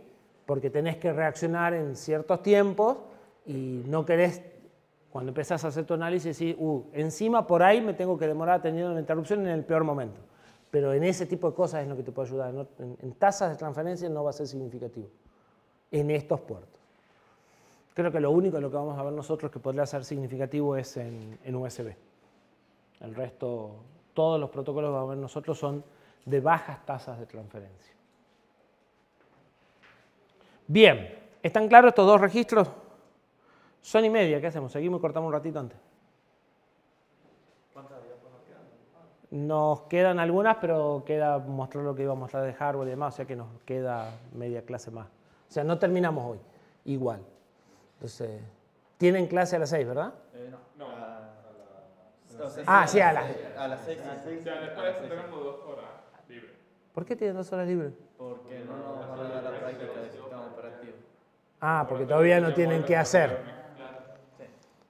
¿Por qué no avisan? Y por ahí pasamos esta clase el lunes. A ver, mi intención es hacer lo posible que no tengan horas muertas al vicio, o sea, si se pueden reacomodar, mejor. El único profe. Bueno, sigamos un poquito, entonces tienen 2 horas de recreo después. Se puede expandir un poco la clase. Divisores. Divisor, configuración de clock. Esta suele ser una parte peliaguda. Tenemos una frecuencia de reloj que entra y hay que dividirla.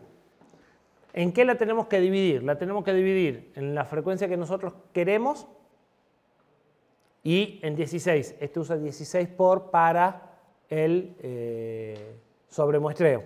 ¿Sí? Lo que yo le mostré en 8, este lo hace con 16.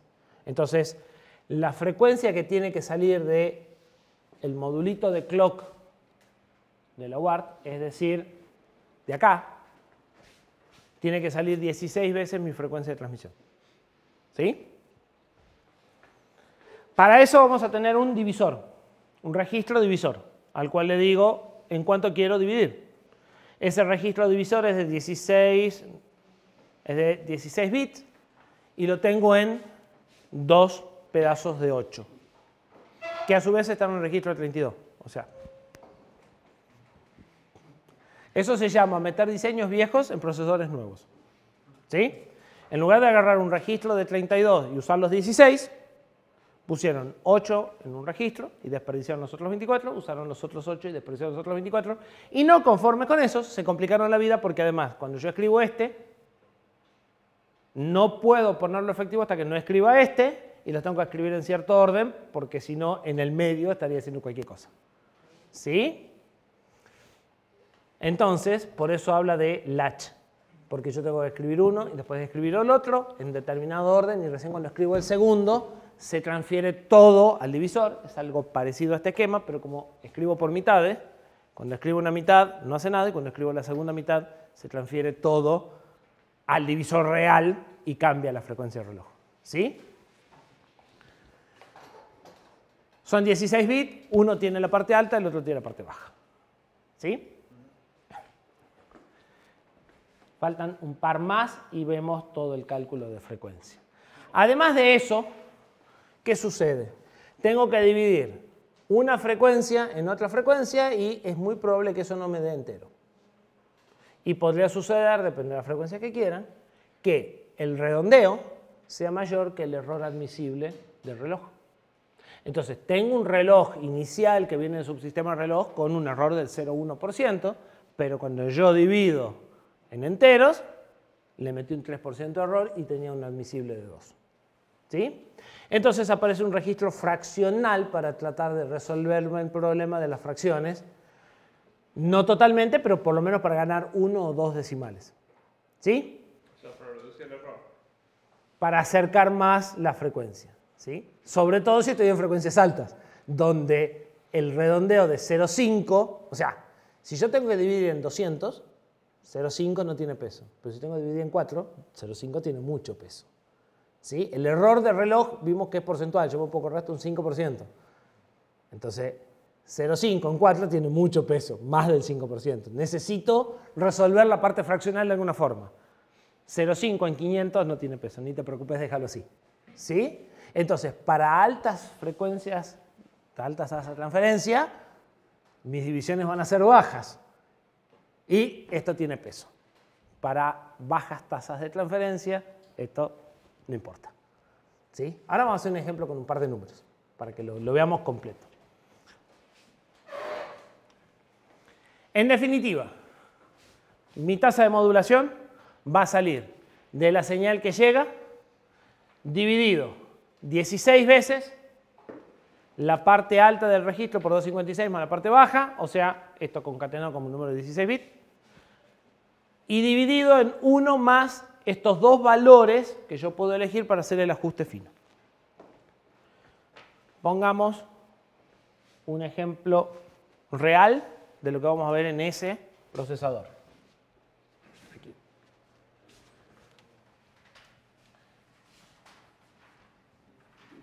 Y eso es lo que les quería mostrar después con la placa, con el osciloscopio. Ese procesador está trabajando a 204 MHz. Esa es la señal que llega acá.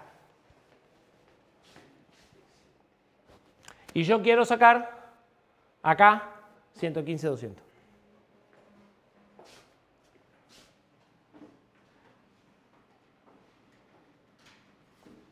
¿Sí?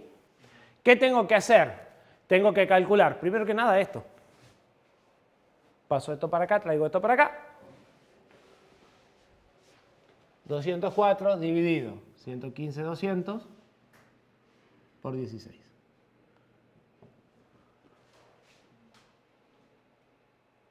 ¿Nadie hizo la cuenta? Si yo mal no recuerdo, creo. ¿Alguno tiene calculadora y quiere hacer la cuenta? 110,67. Ah, era con 67, no con 33. Era para el otro lado. Podemos dejar en 67. O pongo 110 o pongo 111. ¿Sí? Si pongo 110, ¿cuánto da? 204 dividido 110 por 16. ¿Y da?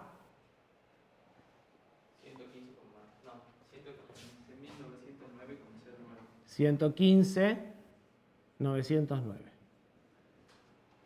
Estoy lejos de los 200. Después hacemos la cuenta si está o no dentro. Teóricamente no está. Y si pongo 111 voy a estar mejor. Por el otro lado, pero voy a estar mejor. Tengo 204 dividido 111 por 16. Y eso es...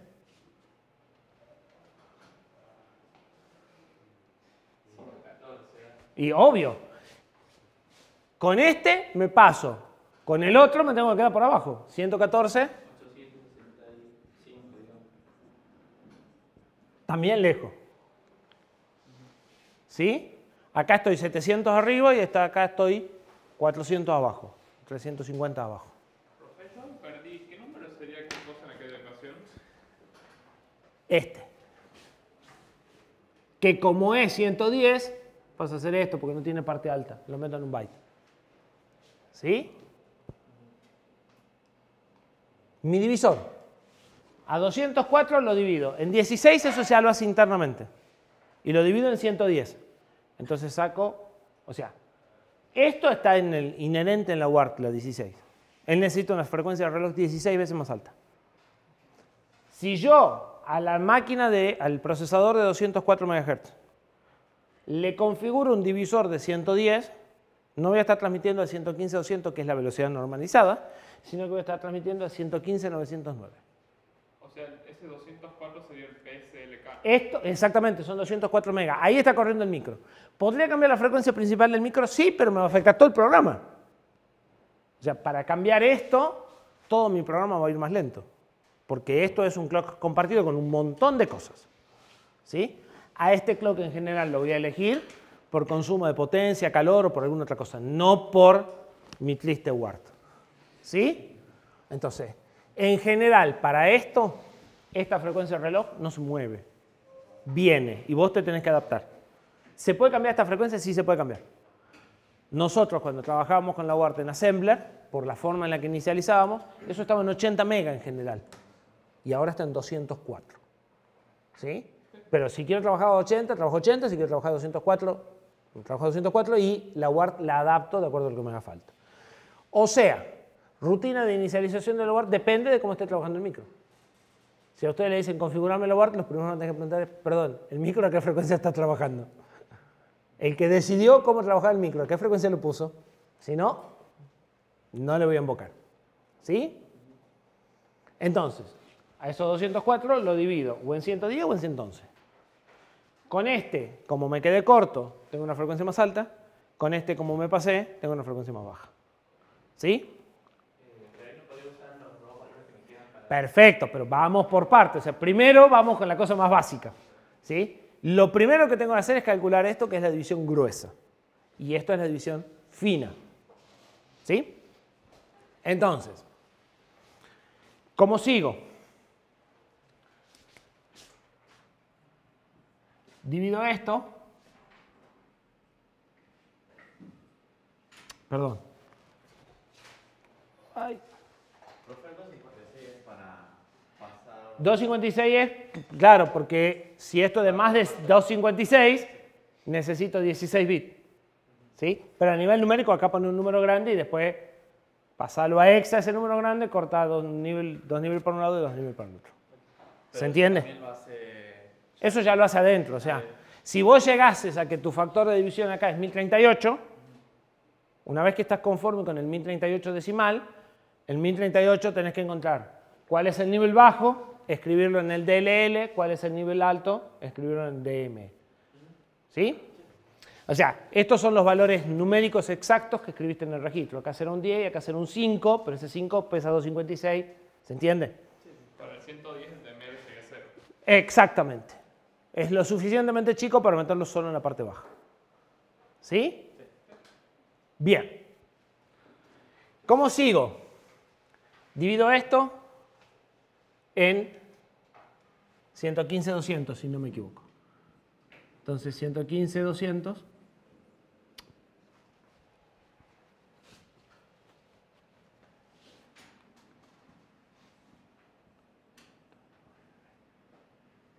No.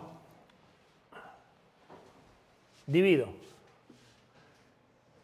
110,67 en 110.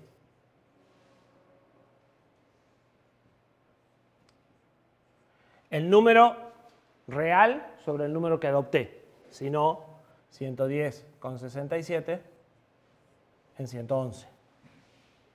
¿Sí?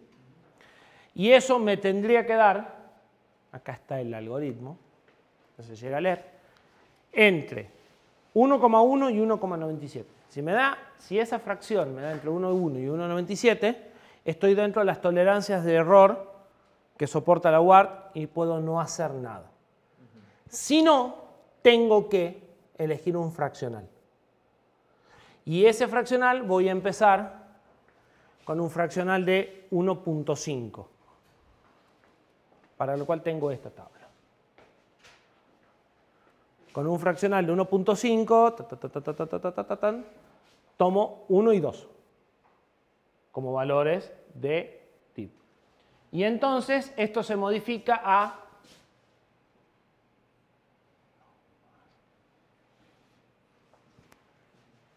¿sí? O 1.5. Rehago la cuenta y si rehacen la cuenta, esto cambia. Debería dar con menos decimales, debería dar más cerca de 0 y por lo tanto cuando haga estos coeficientes se acercan más a ese valor. En particular si toman un tercio, o sea, si para este cálculo tomamos un tercio directamente, esto da 89.007 y ya entonces los decimales que desprecio no tienen importancia. ¿Sí? Entonces la idea es, buscas un fraccional, reajustás el cálculo con ese fraccional y te fijás si entras o no en ese margen. ¿Sí? Si entras en ese margen, tu corrimiento de reloj es aceptable. Si no entras, volvés a acercarte una vez más con un fraccional o más grande o más chico hasta que te vas acercando. ¿Sí? Y eso te da el ajuste fino, si es que hace falta. O sea, si ese cociente nos da ese valor, no hay que... No hace falta entrar en fraccional, estás dentro del porcentaje de error que te van a soportar los 10 bits, digamos. ¿Y la tabla siguiente cómo era que se... La tabla simplemente te dice qué valor pones acá y acá para obtener el fraccional. O sea, 1 y 2. Entonces, de acuerdo a los decimales que vos tenés en el número, aquí, a la larga, en función del fraccional que querés, usa 1/9 o usa 3/14, ¿sí? O sea, es una tabla de fracciones hecha para que no andes calculando a ver cuál es el que mejor te da. ¿Se entiende? O sea, no sé cómo... o sea, si en ese caso el cociente ese que nos da ese valor se relaciona con esa tabla... Sí. De nuevo. La primera vez probás con 1/5. Yo particularmente probé con 1/3. ¿Por qué probé con 1/3? Porque tenía 2/3 acá. Entonces probé con 1/3 y me dio perfecto. A la larga vos esto viene de por acá. ¿Sí?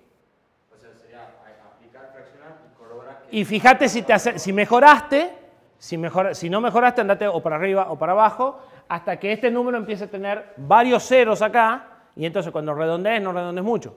O tiene varios ceros o tiene varios 9, no importa, pero se acerca a una unidad. ¿Me explico? Pero cuando yo haga o aplique el fraccional, no es que se va a corresponder el nuevo cociente. No, esto cambia a 89,003, o sea, este número cambia, porque como estás dividiendo en 1,5, este valor también cambia. Pero este valor empieza a tener decimales menos significativos. En el caso de esta cuenta, por ejemplo, esto baja a 89,002. Entonces cambia el valor de divisor, pero los decimales que vos desprecias tienen menos peso. ¿Sí? Cuando vos haces este cociente, estás viendo cuántos decimales despreciaste en definitiva. Si te da entre 1 y 1 y 1,9, quiere decir que lo que despreciaste no tiene mucha importancia. En este caso da distinto de 1,1 a 1,9, o sea, te vas más allá de eso. ¿Sí? Para mí me da 83,007. Claro. En este caso elegí 83 como número entero. Claro, y nada, ya está. Ya el 007 no tiene peso. Ya terminaste. O sea, cuando vos haces el 83, cuando vos haces este cálculo, acá te dice, ¿ves? El divisor que obtuviste es entero.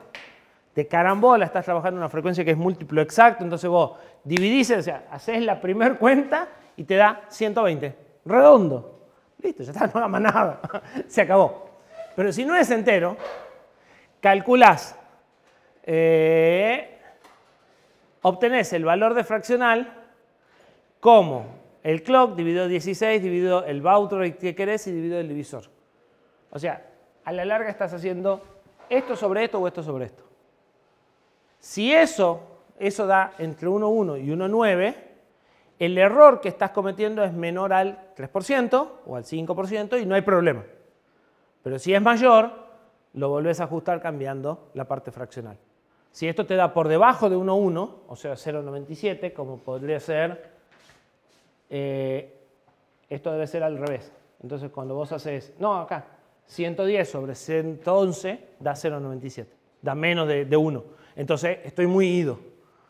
Y este da 1,06, tampoco llega hasta 1,1. Entonces ninguno de los dos valores está en la gama aceptable. ¿Sí? En cambio, 86,007 sobre 86 sí está en la gama aceptable, se supone.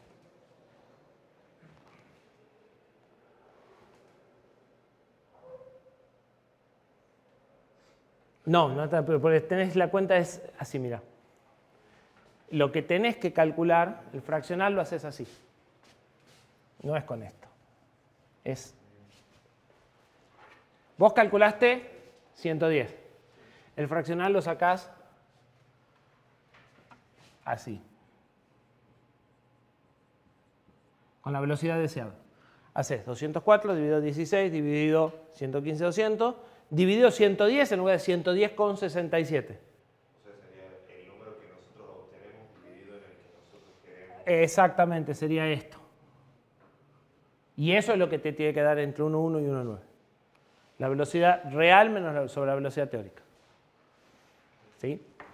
Cuando lo haces dividido 89 acá, la velocidad que te va a dar va a ser 115,240 y sí te da en los rangos en los que vos querés. ¿Sí?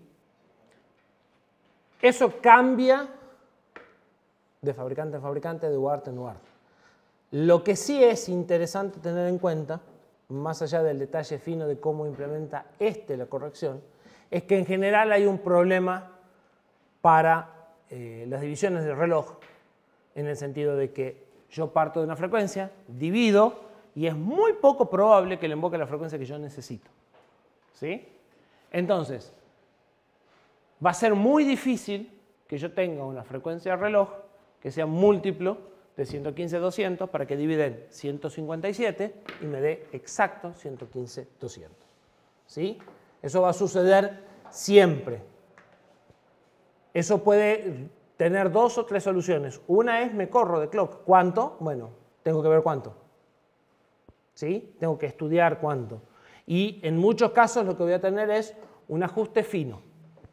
Una compensación fina para acercar a esto a la gama en la que puedo. Más allá de cuál sea el método exacto, ¿sí? Aparecen divisores gruesos y divisores finos o ajustes finos para hacer el problema de que el divisor no es entero, digamos. O sea, el divisor que necesito no es entero.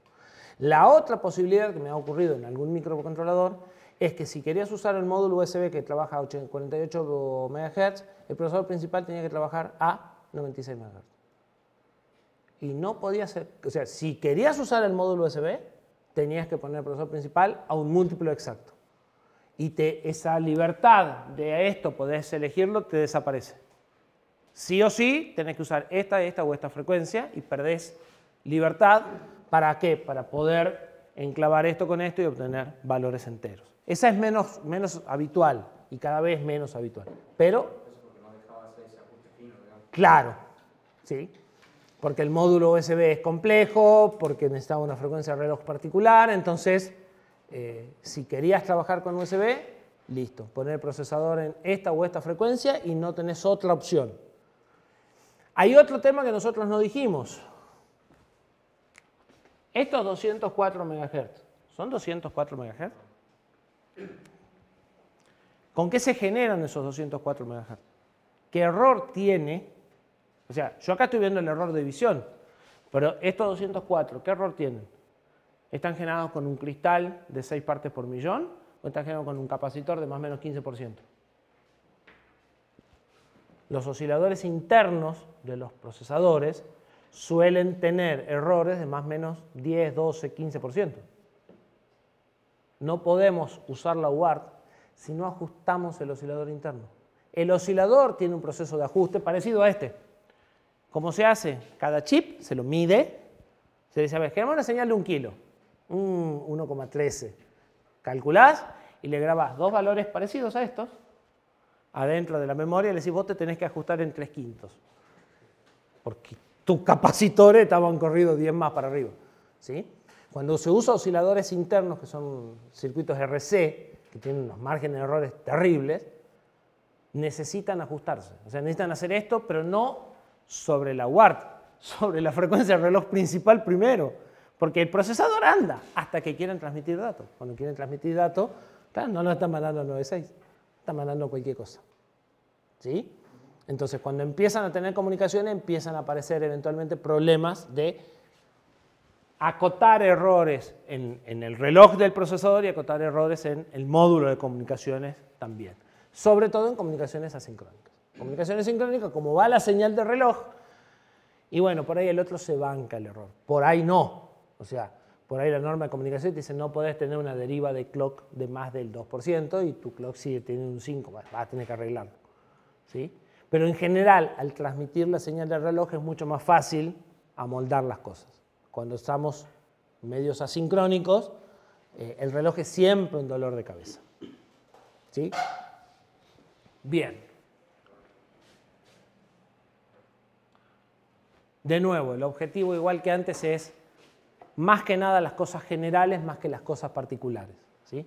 Los ajustes en los sistemas de reloj sí los van a encontrar casi en cualquier cosa si llegan al nivel adecuado, ¿sí? Y los procedimientos son siempre los mismos, multiplicar y dividir para hacer un ajuste, que es lo que hace una PLL, en realidad multiplica y divide también. Registro de control de línea. Acá están todas las banderas que veníamos hablando que iban a existir. Entonces, perdón, acá no está la bandera, acá está la configuración. En el próximo está la bandera. Entonces, acá le digo si voy a transmitir 5, 6 o 7 u 8 bits por carácter. Si voy a usar 1 o 2 bits stop. Y si estamos en 5, entonces el 2 se convierte en 1,5. No sé si alguien usa esto. Seguramente todo el mundo tiene acá. Si quieren habilitar o no la generación de paridad. Si quieren usar paridad par, paridad impar, la calcula él automáticamente. O sea, ustedes escriben los 8 bits y él se encarga de calcular la paridad. O si quieren ponerla siempre en 1 o siempre en 0, marca y espacio. Si quieren usar break, dijimos que la línea estaba inactiva en alto. Si ustedes bajan la línea inactiva, si ustedes la línea de transmisión la ponen en bajo por más de 9 bits, algo no anda, porque el bit de stop debería ser 1. Entonces, existe una forma de llamar la atención del receptor poniendo la línea de transmisión en bajo durante un carácter o más. Eso se llama break. Podría servir, por ejemplo, para despertar un receptor que esté en modo de bajo consumo. Entonces, para provocar una interrupción y darle tiempo que se despierte, podrían hacer eso. Podrían poner la línea en bajo, ¿sí? Y eso provoca un llamado de atención, o sea, provoca una condición especial en el receptor, que es recibir un break. Entonces, si ustedes ponen este bit en 1, ponen el transmisor en break, o sea, baja y se queda en bajo. No tienen otra forma de ponerlo, o sea, si transmiten todos ceros, baja 8 y sube. Si ponen esto, baja y se queda en bajo hasta que lo saquen, ¿sí? Es una condición fuera de lo que dijimos que eran las normas de transmisión. Sirve para señalizar o error o alguna situación especial. No está definido para qué. Está definido cómo se hace, no está definido para qué. El para qué lo pueden usar ustedes. ¿Sí? ¿Se podría usar en el caso de que decíamos antes, cuando estoy recibiendo muchos datos y no estoy bien procesado? Se podría, si no querés usar otro método de control de flujo. Lo que pasa es que tenés control de flujo por software. Y si estás usando ASCII, tenés un código para decirle pará y tenés un código para decirle transmitir. Y como es full duplex, lo mandás por... O sea, a vos te está llegando mucho por el de recepción, pero vos podés tener la transmisión libre. Pero se podría. Esto se puede usar no para hacer control de flujo, pero se puede usar para determinadas cosas cuando tienen un canal compartido, ¿sí? Y esto les permite decidir si van a escribir o no los divisores para evitar errores. O sea, una vez que configuran el divisor, esto se suele deshabilitar para que no puedan cambiar las velocidades una vez que ya empezaron a transmitir. Las velocidades de esto se suele fijar una vez al inicio y no se toca nunca, ¿sí? Ese es un mecanismo de seguridad que no todos lo tienen, pero este lo tiene. Si ustedes quieren cambiar los divisores, primero tienen que poner un 1 acá, cambiar los divisores y después poner un 0 acá y ya están seguros que esos divisores no van a cambiar. ¿Sí? Registro de estado y terminamos. Acá están las banderas. Receiver Data Ready. Tengo un dato recibido para que lo leas. ¿Qué estamos grabando? ¿Sí? Overrun error. Llegó un dato, llegó otro dato y te pisé el dato anterior. Y vos no lo leíste. ¿Sí? Error de paridad. Activamos los mecanismos de paridad y me llegó un bit de paridad que no condice con los datos que estaban. Conforme genera la paridad automáticamente, también la chequea. Entonces, si yo le digo que estoy transmitiendo con paridad, la comprueba y me da un error de paridad. Él directamente, no tengo yo hacer los cálculos. ¿Sí? ¿Y qué hago en ese caso? ¿Descarto el dato? Problema tuyo. Sí, en principio tenés que descartar el dato. En principio tenés que descartar la trama, no el dato. O sea, pero... Error de framing. El bit stop no era un stop. O sea, algo pasó. O sea, ¿sí? Entonces, cuando el bit stop no es un 1 como debería, se prende esta banderita y me dice, mirá, yo te guardé los datos, pero muy probablemente eso no sea lo que vos querés. ¿Sí? Eso es un error de framing. Es peor que el de paridad. Break interrupt. Detecté en mi receptor una condición de break generada por el otro transmisor. El bit anterior era para generar el break. Este es, yo recibí un break. O sea, mi línea de entrada de recepción se fue abajo y no sube. ¿Sí? Y esto obviamente podrá generar una interrupción si ustedes quieren. Transmitter holding register empty.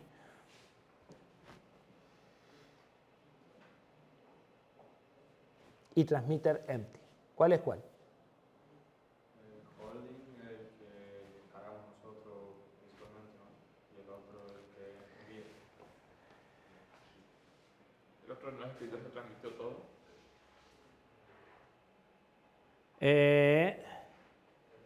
Correcto, fíjense. Este es el que me dice que en el THR, que es el que yo escribo, ya está vacío, puedo escribir el dato que sigue. Este me dice que el THR y el TSR, que es por el que se está haciendo el shift, están los dos vacíos.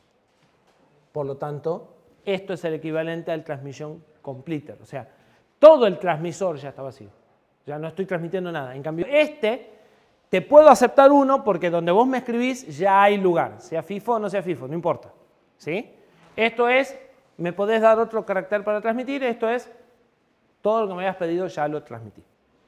¿Sí? Cambian de nombre, pero la mayoría de las UART modernas tienen los dos. Las UART viejas solo tenían este. ¿Sí?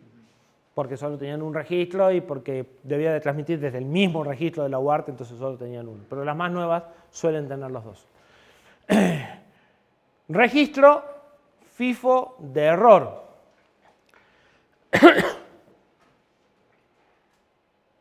LRC7 dice que en algún lugar de la FIFO hay un error. ¿Sí? Porque como recibo más de uno, bueno, alguno tiene un OWART. Y error en la transmisión porque recibí un NAC del otro. Estos no se usan mucho, que digamos. ¿Sí? Y creo que con eso se acaba el registro de estado. Entonces esos son los registros básicos parecidos a lo que habíamos visto en el timer. Registro de datos, TX y RX. Registro de control, el que define bits y demás. Y registro de estado, este, que me da las banderas. Todavía faltan los registros de los divisores, los registros de interrupciones. Estos son los básicos. No hemos terminado la unidad 2. Va a haber que venir la semana que viene. Va a haber que venir la semana que viene, pero por ahí venimos una hora. Ya les confirmo. O sea, por ahí en lugar de a las 4, lo hacemos a las 5. Ah, no, tienen práctico. Listo, no. Entonces... Ah, tienen razón. Bueno, ya arreglo yo con Luis. Por ahí venimos a las 3, hacemos el práctico de 3 a 5. Si nadie tiene oposición, hay que preguntar si alguien tiene problemas. Y si no, bueno, tratamos de avanzar un poquito más en algo o hacemos algo de práctica de UART también. ¿Listo, chicos?